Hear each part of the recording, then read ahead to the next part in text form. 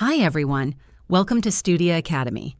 In this video, we'll be walking through an IGCSE Edexcel Biology, May 2024, Paper 1B.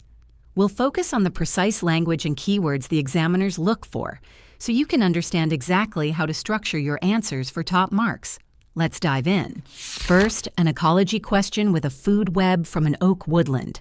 Remember, in Edexcel language, a producer is an autotroph that makes its own food via photosynthesis. Here, that's clearly the oak tree.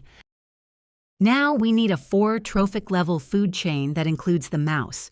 Remember, trophic levels count the steps in the chain. The direct path from the oak to the mouse to the tick only gives us 3 levels, so we need a longer chain. We can write oak tree, which is the producer, then the caterpillar as the primary consumer, then the mouse as the secondary consumer, and finally the tick as the tertiary consumer. Make sure you use arrows to show the direction of energy flow. Finally, the organism found in 2 different trophic levels here is the mouse. It acts as a secondary consumer when it eats the caterpillar, but as a tertiary consumer when it's part of a chain where it eats another herbivore. This shows how some animals, especially omnivores, can occupy multiple levels in a complex web. Move to Part B, a calculation testing your practical skills. We use the standard formula, magnification equals image size, divided by actual size. First, measure the image in the diagram carefully with a ruler. It's 10.4 centimeters, which we must convert to millimeters, giving us 104 millimeters. The actual size is given as 3.5 millimeters.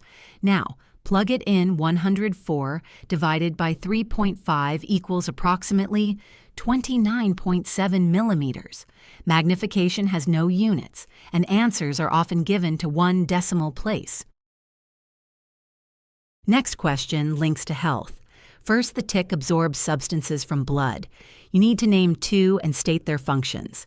Think about the main components of blood plasma. For example, glucose is absorbed and used in aerobic respiration to release energy. Another could be amino acids, which are used for protein synthesis, vital for growth and repair in the tick. Last question in Part B. How do ticks pass diseases? The key term here is vector. A tick acts as a disease vector. Here's the 2-step process. First, it feeds on an infected host, ingesting the pathogen with the blood meal. Then, when it feeds on a new, susceptible host, it transmits the pathogen, causing an infection. Moving on to question 2, the diagram shows a vertical section through a flower. We have several parts labeled from P to U. Part Q is the style, which is part of the carpel, the female reproductive structure. Pollen is released from the anther, which is part U. The anther is part of the stamen, the male structure. Pollen grains germinate on the stigma, which is part P. Moving to Part B, we're then asked to compare these structures to a wind-pollinated flower. For the stigma, P, in wind pollination, it becomes large and feathery to increase its surface area and catch airborne pollen. For the petal, GR, in wind-pollinated flowers, they are typically small, green, and inconspicuous because there's no need to attract insect pollinators. For the filament, T, it tends to be long and flexible to dangle the anther in the wind, aiding pollen dispersal. Next to Part C. First, an example of natural asexual reproduction. This is often vegetative propagation, like tubers in potatoes, runners in strawberries, or bulbs in onions. An artificial method is micropropagation, or tissue culture, or simply taking cuttings. Moving to Part D. This question about the 3 key differences between asexual and sexual reproduction. First, we need to look at the genetic outcome for the offspring. In asexual reproduction, the offspring are genetically identical to the single parent. We call these clones. In sexual reproduction, the offspring show genetic variation because they inherit a mix of genes from 2 parents. Second, consider the speed and efficiency. Asexual reproduction is very fast compared to sexual reproduction. A single organism can produce a large number of offspring in a short time. Sexual reproduction is slower because it involves processes like finding a mate, producing gametes, and fertilization. Third, focus on fertilization. There is no fertilization in asexual reproduction. It relies entirely on mitosis. Fertilization is essential in sexual reproduction. This is the fusion of male and female gametes to form a zygote. Moving to, final part of question 2. The farmer has 2 plant varieties. One has red flowers but no scent. The other has white flowers with a perfume scent. The farmer wants a new plant that combines both traits, red flowers and a perfume scent. This can be done through selective breeding. Here's how the farmer could achieve this. First, start with selective breeding. This means deliberately choosing and mating plants to pass on specific desirable traits. Next, the farmer should cross the 2 plants, cross-pollinate the red flower plant with the white perfume plant, so their genes mix in the offspring. Then breed the offspring for desired traits. Grow the seeds, check the plants, and select only those with both red flowers and a scent. Use these selected plants as parents for the next generation. Finally, repeat the process. Continue selecting and breeding plants with both traits over several generations. This repetition makes the traits more stable and common in the new variety. Moving to question 3. Let's fill in the blanks with the correct biological terms. Yogurt is made by heating milk to a high temperature. This heating process is known as pasteurized. This ensures that bacteria present in the liquid are killed. The liquid is then cooled to between 40 degrees Celsius and 46 degrees Celsius. A type of bacteria called lactobacillus is then added. These bacteria use a sugar called lactose for anaerobic respiration. The pH of the yogurt decreases because this respiration produces a substance called lactic acid. Moving on to question 4. First, the balanced chemical equation for aerobic respiration is glucose plus 6. Oxygen molecules produces 6 carbon dioxide and 6 water molecules. For part B, in the respirometer, the soda lime absorbs the carbon dioxide produced. This is crucial because it ensures any movement of the fluid is due only to the uptake of oxygen, letting us accurately measure the rate of aerobic respiration. Moving to the next question, to fairly change the temperature in this investigation, you would use a thermostatically controlled water bath. Next up, let's look at question part C. To find the mean distance, the bubble moved at 30 degrees Celsius. Add the 3 results from 22, 25, and 24 to get 71, then divide by 3. The mean is 24 millimeters. For last question, let's explain the effect of temperature. Increasing temperature increases the kinetic energy of the molecules. This leads to more frequent and successful collisions between enzymes and their substrates, like those in the respiratory pathway. Therefore, the rate of enzyme activity increases, which increases the rate of respiration. A higher respiration rate means more oxygen is consumed, so the bubble moves faster and further. Moving on to question 5, part A. First, let's identify the greenhouse gases from our list. The correct answer is C, which includes CFCs, methane and water vapor.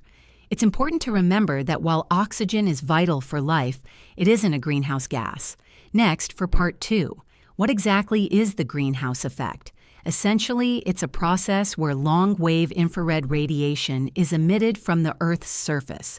Instead of escaping into space, this radiation is absorbed and then re-radiated by greenhouse gases in our atmosphere. This effectively traps thermal energy, which leads to the overall warming of the planet. It's like a natural thermal blanket for the Earth.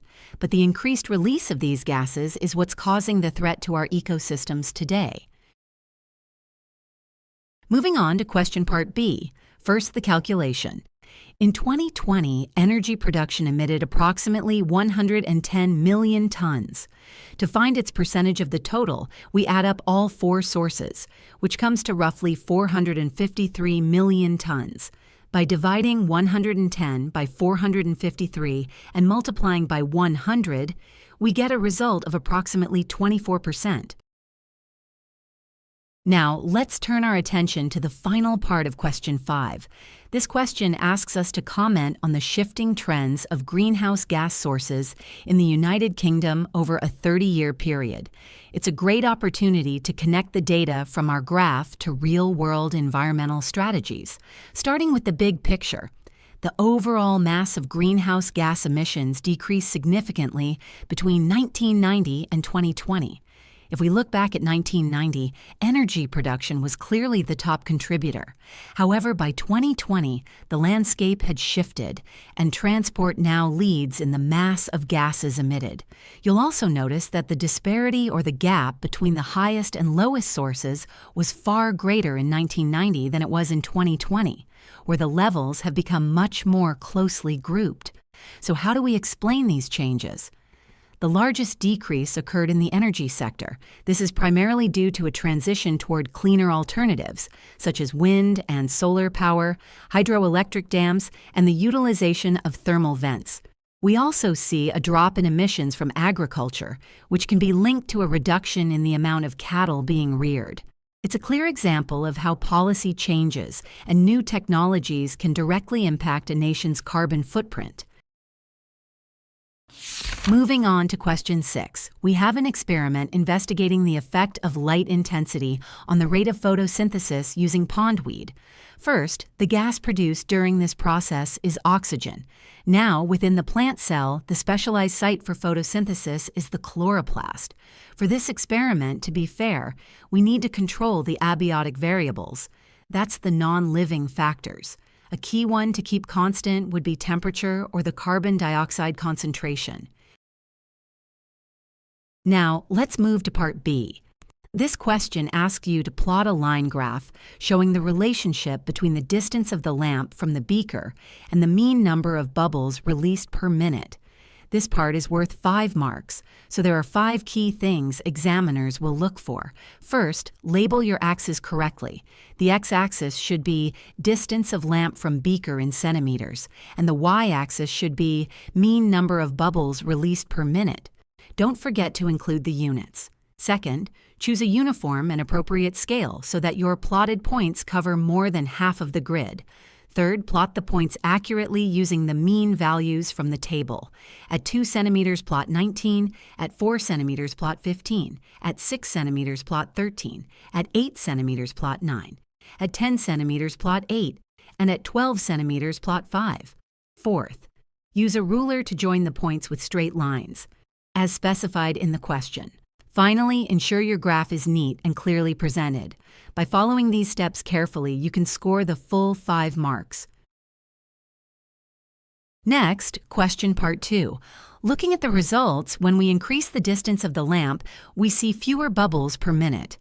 That's because increasing the distance actually lowers the light intensity reaching the plant. When light intensity is lower, light becomes the limiting factor for the reaction.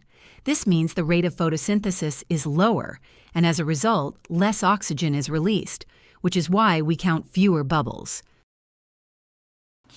Next, a question asking for 3 structural differences between red blood cells, or erythrocytes, and white blood cells, or leukocytes. First, their shape. Red blood cells have that classic biconcave disc shape, which maximizes their surface area for efficient gas exchange. White blood cells, in contrast, are amorphous, meaning they can change shape and don't have a fixed form.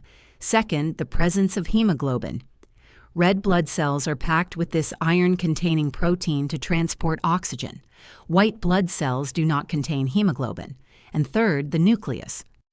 Mature red blood cells lack a nucleus to create more space for hemoglobin. White blood cells, however, have a very prominent nucleus, which is essential for their role in the immune response. Let's continue with part B of this question. We need to calculate the total number of red blood cells in a woman living at an altitude of 1890 meters. Her blood volume is 4.3 liters, and we get the mean number of red blood cells from the table. According to the data, if a woman has 4.3 liters of blood and a mean count of 5.2 times 10 to the power of 12 red blood cells per liter, we multiply 4.3 by 5.2 to get 22.36 times 10 to the power of 12. Factoring in the 10 to the power of 12 gives us a total of 2.236 times 10 to the power of 13 red blood cells in standard form. So the final answer is 2.236 times 10 to the power of 13. Moving on to part 2, we need to calculate the percentage difference in hemoglobin for men at 2270 meters compared to sea level. From the table, at sea level, hemoglobin is 148 grams per liter. At 2270 meters, hemoglobin is 151 grams per liter. The difference is 3 grams per liter. Now we calculate the percentage increase.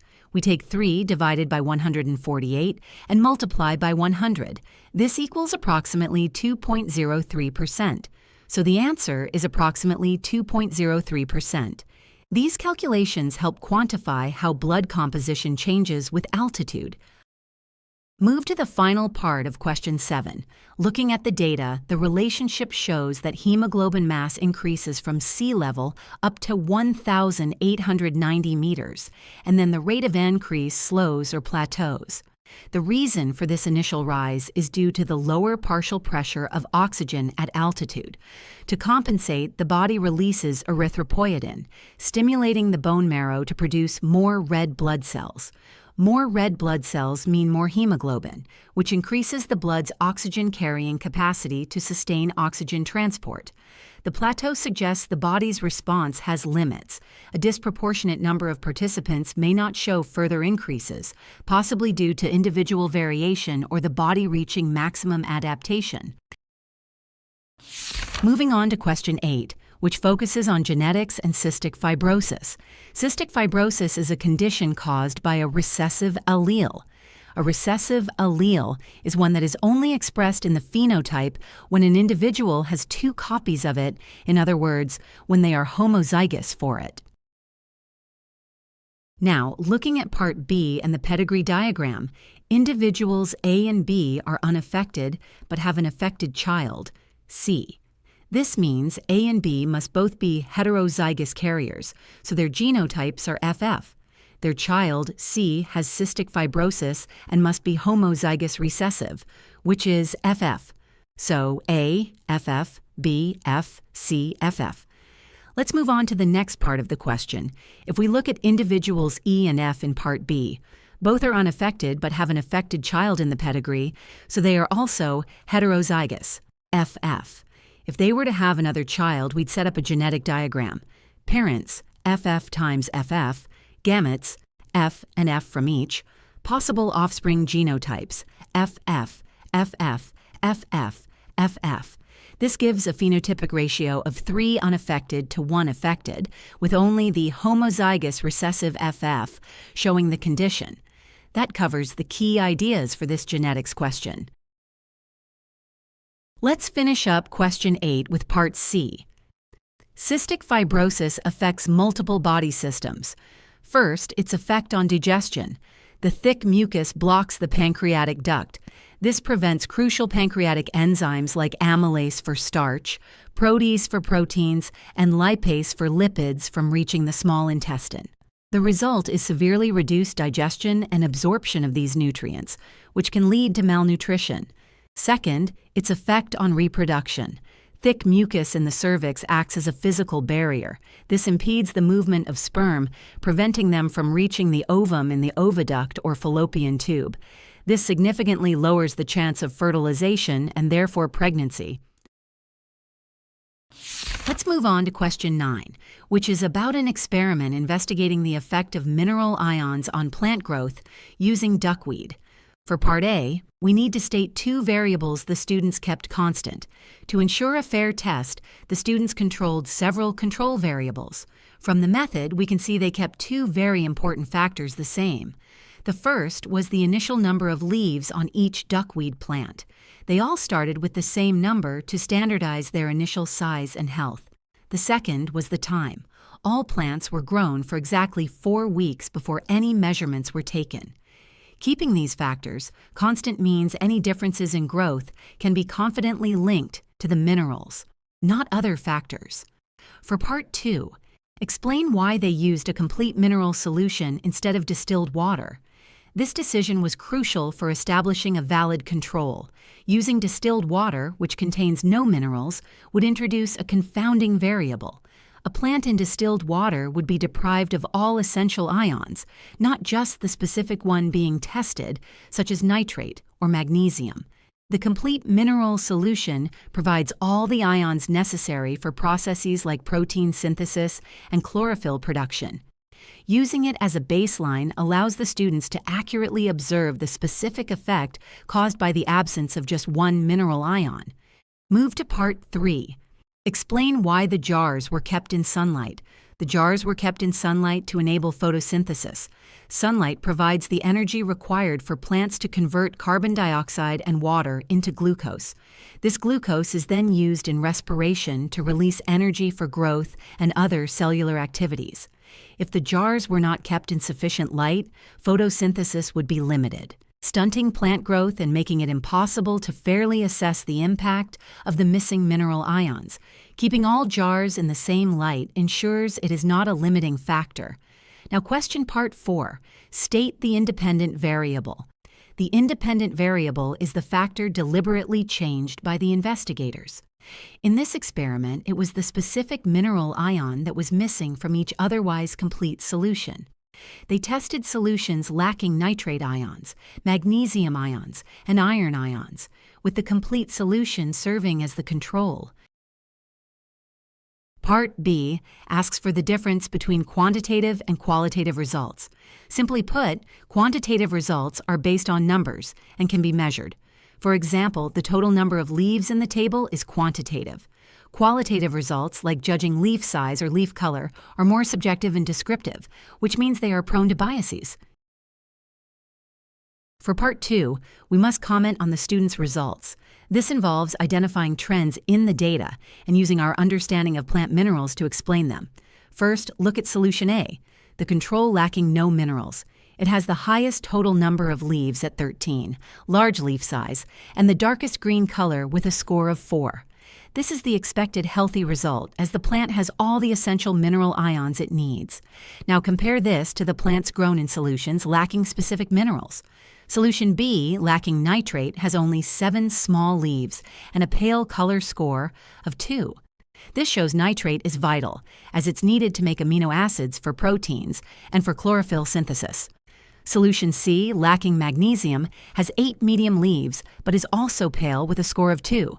Magnesium is a core component of the chlorophyll molecule, so its deficiency directly limits chlorophyll production and photosynthesis. Finally, Solution D, lacking iron, has 9 medium leaves, but the poorest color score of 1. Iron is also crucial for chlorophyll synthesis, and its absence leads to severe chlorosis or yellowing. Let's take a look at the final question, number 10. We need to find the carbon dioxide concentration that results in the maximum yield for a crop plant grown in a glasshouse. A good way to structure our plan is to use the CORMS framework to cover all the key experimental details. Our change, which is the independent variable we are testing, will be the amount of CO2 added to different sections of the glasshouse. We will test a range of concentrations, such as 0.04%, 0.1%, and 0.5%. For the organism, we will use the same species and variety of crop plant in every section to ensure a fair test. We must repeat the experiment for each concentration multiple times. This repetition increases the reliability of our results by showing they are consistent and not due to chance. Next, we decide what to measure, which is our dependent variable. We could measure the total crop yield by recording the mass of the harvested crops in kilograms after a set growing period, such as 2 months. Finally, we must list the variables we keep the same. These control variables must be constant across all sections to ensure a fair test. Key factors include the light availability, so we would use the same type and intensity of artificial lighting. We also keep the temperature, water supply, soil mineral content, and planting density the same for all plants. Thank you for watching. Education Made Easy with Studia.